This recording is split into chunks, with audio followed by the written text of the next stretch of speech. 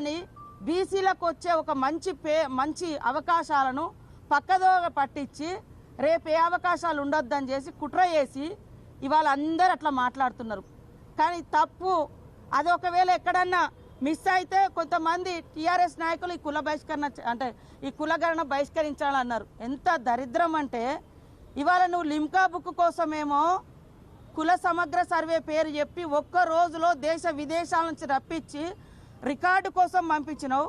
మేము ఇవాళ కుల సమగ్ర సర్వే చేసి ఏ కులం ఎంతో తేల్చి వాళ్లకు సంక్షేమ పథకాలు కానీ వాళ్ళకు రాజకీయ అవకాశాలు కానీ ఉద్యోగ ఉపాధి అవకాశాలు కానీ మరి సామాజిక డెవలప్మెంట్ కానీ చేయాలని మేము ఒక లక్ష్యం పెట్టుకొని చూస్తే దీన్ని కంపేర్ చేసి మాట్లాడతారు.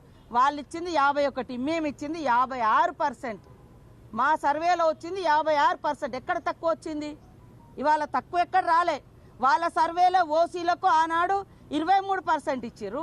ఈ రోజు మా సర్వేలో 15% వచ్చింది. ఎక్కడ ఓసీలో పెంచినాం, ఎక్కడ బీసీలో తగ్గించినాం. ఇక మా పార్టీ కాదా ఆయన డిసైడ్ చేసుకోవాలి. ఇప్పుడు నా బాధ. ఎందుకంటే నేను కూడా మల్లన్న కోసం చాలా కష్టపడ్డాం, పనిచేసినాం.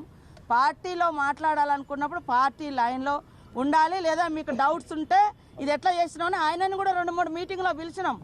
నేనే కదా పంచాయతీరాజ్ శాఖ మినిస్టర్గా ఉన్నప్పుడు కూడా ఉండిగా ఆయనను కూడా 2-3 మీటింగ్లకు వచ్చిండు.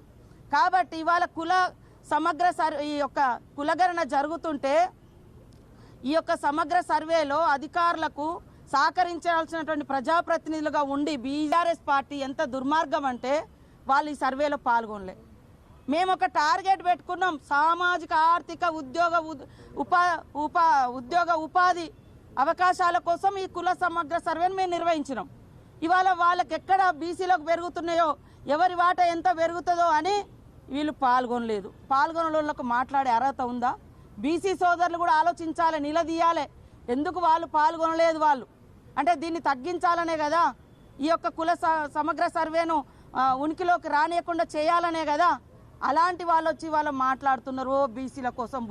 బీసీ సోదరులు అంతకుముందే మాట్లాడారు. తోడేళ్ళు వచ్చి గొర్రెలను కాపాడతామంటే ఎవరైనా గొర్రెలు నమ్ముతాయా?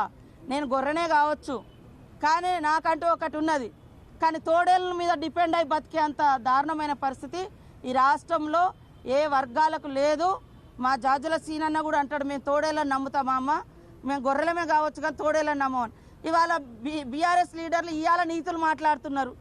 మీ ఇంట్లో ఒక పీసీసీ ఒక ప్రెసిడెంట్గా ఉన్నారు, సీఎంగా ఉన్నారు, కనీసం వర్కింగ్ ప్రెసిడెంట్ కూడా గతి లేదు. బీసీలకు ఎందుకు ఇవ్వలేదు మీరు వర్కింగ్ ప్రెసిడెంట్?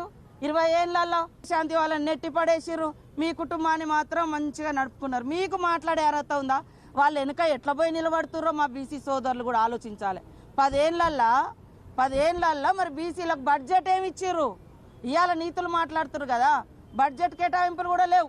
వాళ్ళు వెనుక ఉండే 5-10 మందో ఇవాళ నేను అంటా ఉన్నా. తలసాని శ్రీనివాస్ యాదవ్ గారు మాట్లాడండి, ఓకే సంతోషం.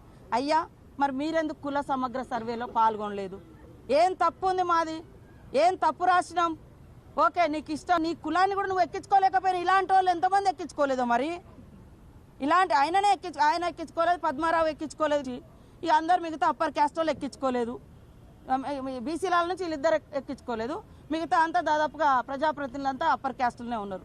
వాళ్ళకంటే మన మీద ద్వేషం ఉందనుకో, మరి మీరెందుకు ఎక్కించుకోలేదా? ఇట్లా మిమ్మల్ని ఫాలో ఎమ్మెల్యే మరి ఆయన ఫాలోవర్స్ అందరిని ఎక్కియాలి కదా. అరే మన కులం ఎంతో మనం చూపించుకోవాలి, రాయించుకోండి అని చెప్పాలి కదా. చెప్పకుండా ఇవాళ వచ్చి సన్నాయి నొక్కులు నొక్కితే ఎట్లనే? కాబట్టి ఇది ఒక కుట్రపూరితంగా ఇది మంచిగా పోయింది వాస్తవానికి బీసీలది.